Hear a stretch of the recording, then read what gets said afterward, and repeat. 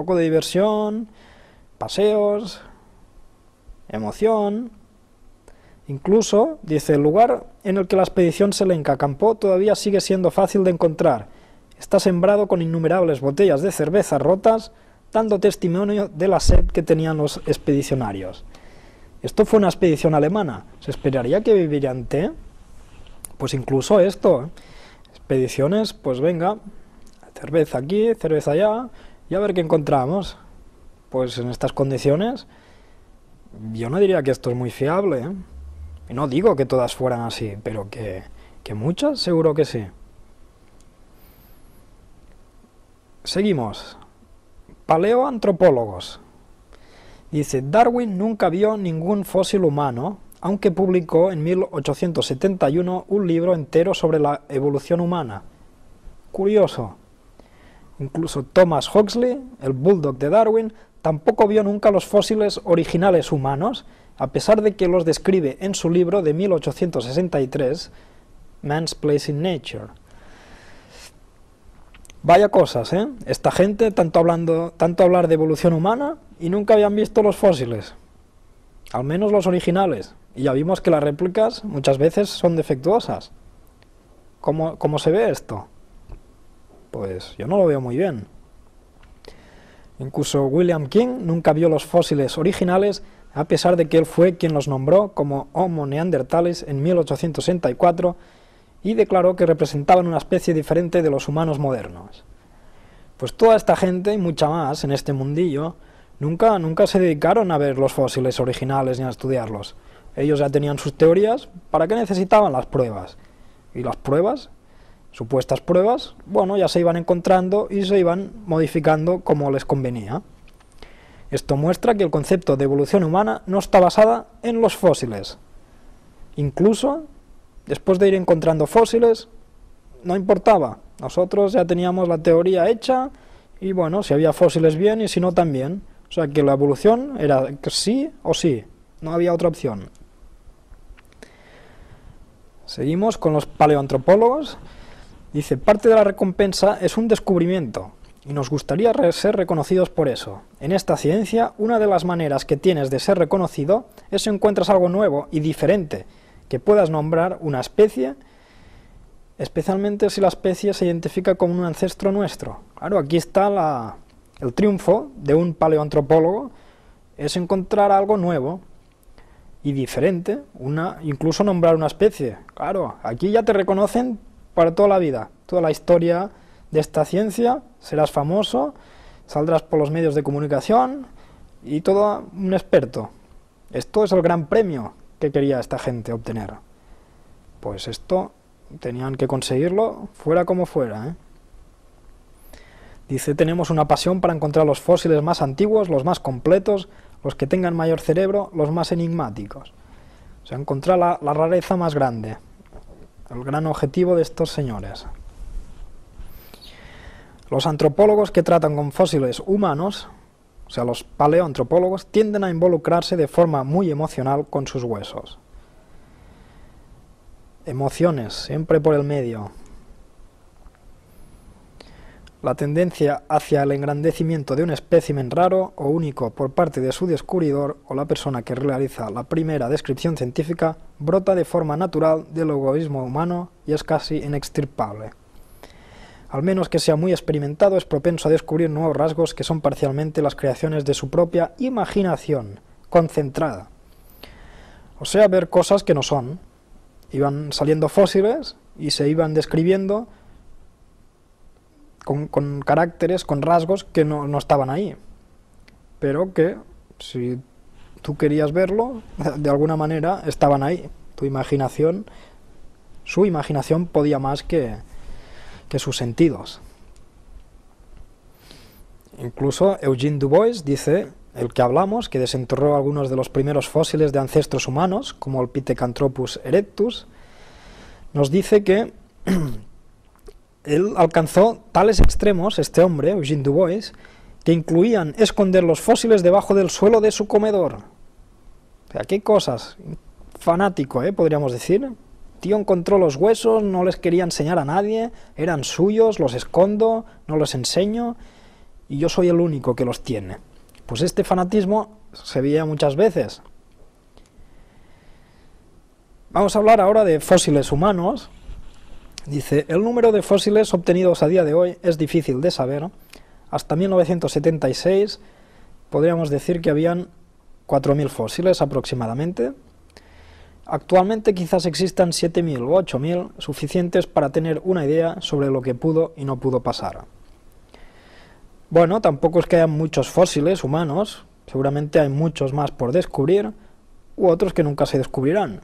Hay gente que habla que quizá quedaron enterrados bajo los océanos, sitios que nunca podremos llegar, pero que los que tenemos hasta ahora vemos lo que puede y no puede ser. Y lo que no puede ser es todo este montaje de la evolución. Hay muchos descubrimientos fósiles verdaderos de los que es muy difícil obtener información, por distintas razones. Solo los descubrimientos de fósiles más sensacionalistas reciben mucha publicidad por los medios de comunicación, e incluso solo aquellos que forman parte del círculo pueden ver los fósiles. Solo aquellos que están de acuerdo con la interpretación particular del investigador se les está permitido ver los fósiles. Esto ya vimos un ejemplo, ¿no?, de ese espécimen, y muchas veces esto pasaba, sobre todo antes. Quien tenía el fósil o no lo enseñaba o solo lo enseñaba a sus compañeros más cercanos, que iban a interpretar al fósil de la misma manera que ellos. Y esto era un poco la actitud de esos paleoantropólogos. Incluso si ahora mismo quisiéramos hacer un estudio de estos fósiles, no tendríamos acceso a los originales. Normalmente se están protegidos incluso en grandes cuartos herméticos o bancos, cajas, todo muy un poco así escondido, ¿no? Bueno, y así son reliquias y hay que conservarlas bien, pero también es un problema porque quien los quiere estudiar no puede. Dice, normalmente los fósiles humanos originales no son con los que se trabaja. Los paleoantropólogos trabajan con réplicas de plástico que se ha visto, como en el hombre de Piltdown, que pueden ser erróneas.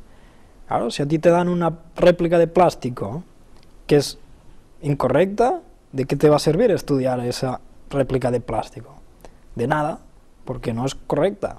Por esto ha pasado y sigue pasando, ¿eh? Incluso en muchos artículos científicos publicados no se sabe si se comenta el original o la réplica, o si se hace referencia a otro artículo que de la misma forma no se conoce que el fósil original o réplica se trata. ¿Vale? Entonces el problema aquí se multiplica porque si vamos a buscar información en la literatura científica, los artículos a veces no indican si lo que han estudiado era el fósil original o la réplica. Entonces estamos perdidos, porque si era réplica y era errónea, todo nos basamos en fallos, en errores, y esto no es científico. Dice, los originales son muy preciados, únicos, extremadamente delicados, muy poca gente los puede ver o tocar, y los países los guardan como tesoros nacionales. Pues sí, aquí está un poco el problema. Por una parte está bien que los conserven para que no se rompan, ni que se destruyan, ni se pierdan, pero por otra, claro, al estar tan protegidos no se pueden estudiar como se deberían. No todo el mundo tiene acceso a ellos. Y entonces alguna gente puede dar datos erróneos. Gran problema. Algunos fósiles son excluidos selectivamente si no encajan bien en la escala evolutiva. A veces los fósiles, si no interesan, no se incluyen. No encajan bien, no nos interesan. Algunos fósiles humanos son degradados arbitrariamente para hacerlos parecer a los ancestros evolutivos cuando en realidad son humanos verdaderos, o algunos fósiles no humanos son actualizados para que parezcan como ancestros humanos. Esto ya ha pasado y sigue pasando. Algunos fósiles son manipulados para que parezcan más humanos o más simiescos. Esto está pasando, presente. Muchos fósiles importantes han sido sujetos a intensa controversia entre los mismos evolucionistas en cuanto a fecha o categoría o ambos. O sea, no solo pasa esto o sea, esto pasa incluso entre ellos mismos, entre los mismos evolucionistas, este tipo de controversias y polémicas. Vamos a hablar un poco de los métodos de datación de estos fósiles humanos.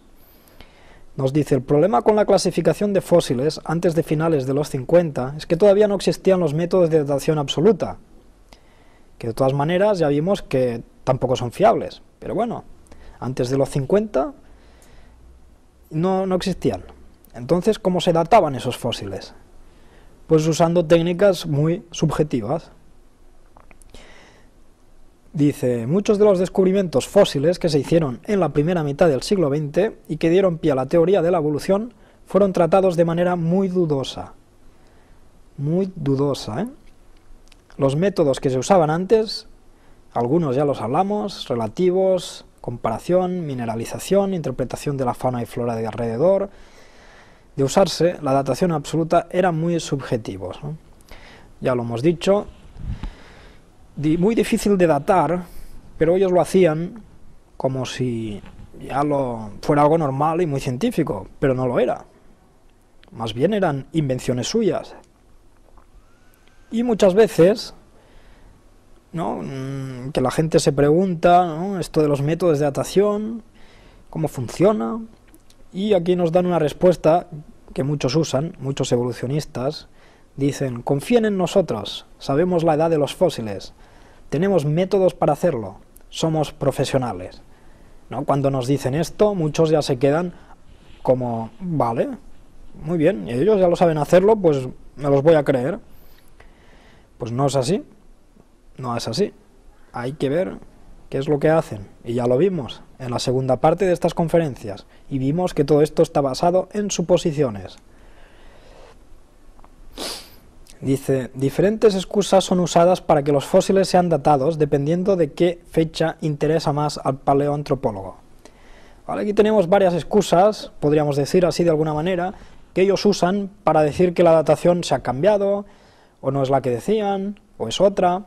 Por ejemplo, una muy usada es la contaminación, ¿no? La muestra se ha contaminado, primero dijo una cosa, ahora es otra. Una contaminación, ¿no?, un dimorfismo, una división en las especies geográficamente, se pueden decir que se extinguieron, o que interpretaron los rasgos de los fósiles a su manera, etc. Aquí tenemos una noticia, ¿no?, una nueva datación dobla la edad de los fósiles de la sima de los huesos. ¿Qué ha pasado aquí? Teníamos una datación y ahora se produce otra nueva y la edad se dobla. Bueno, ¿y qué pasó entonces con toda esa teoría que se había establecido a partir de una primera datación? Se cambia y ya está. ¿Y quién la cambia? ¿Y por qué la cambian? ¿Qué métodos han usado para ser cambiada?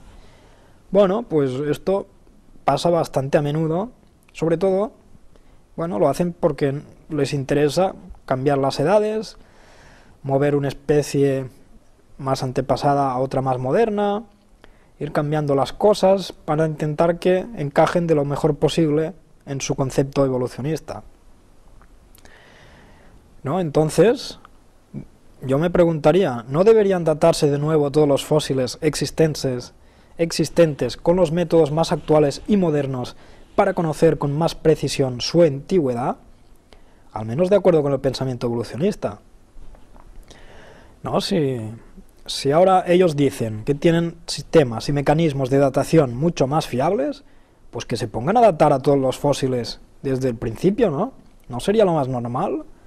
¿Por qué no lo hacen? Porque se da por supuesto que esos primeros fósiles tan dudosos en su datación ya valen, ya sirven y no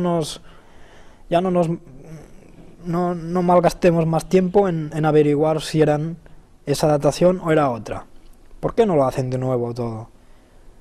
Pues no lo van a hacer porque todo este mundillo está basado en suposiciones. Vale, vamos a ver maneras de interpretar estos fósiles humanos. Dice que existen dos filosofías distintas, los divisores y los agrupadores.